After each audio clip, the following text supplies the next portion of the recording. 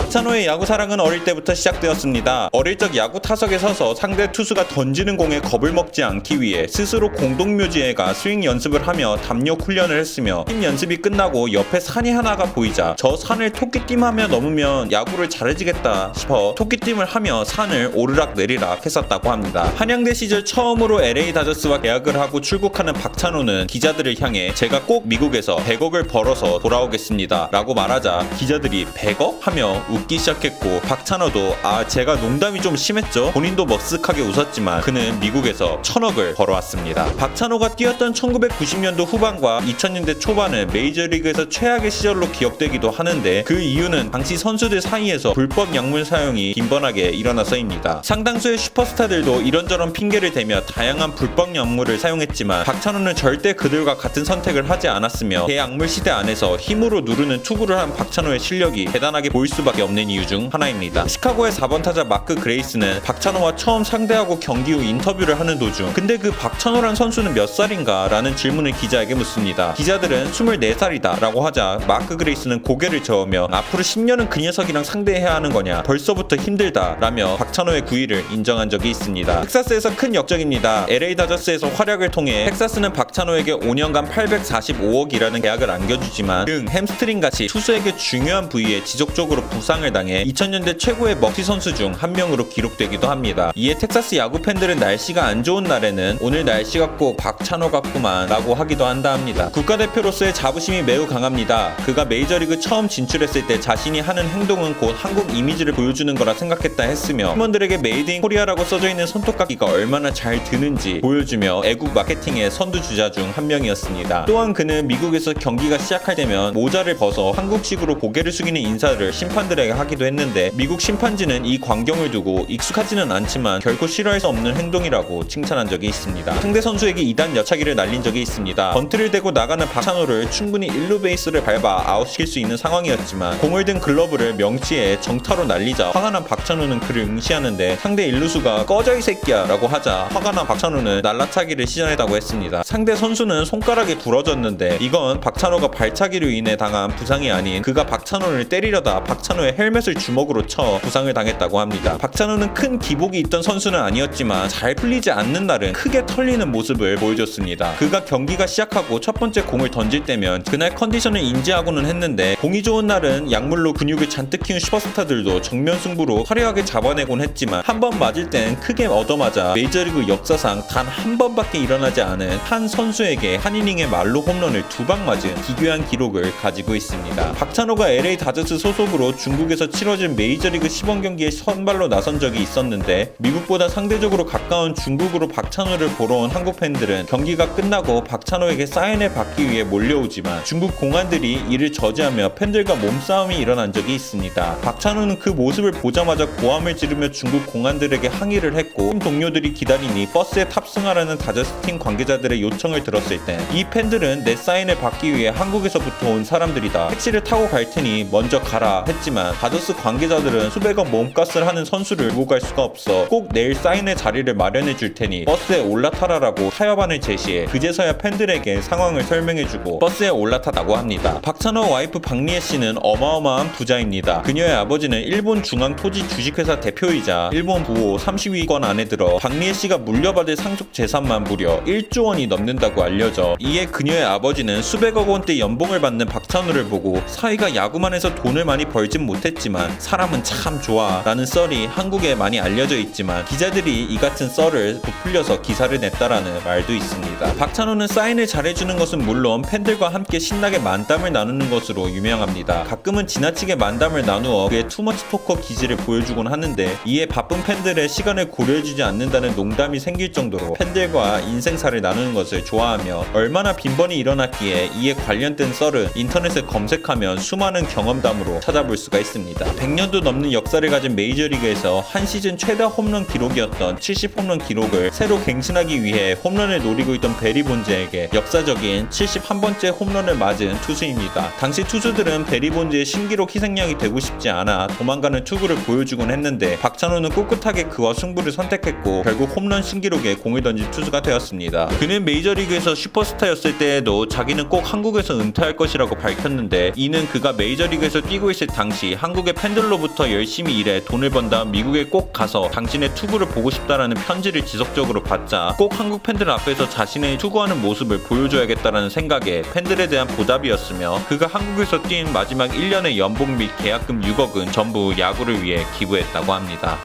끝!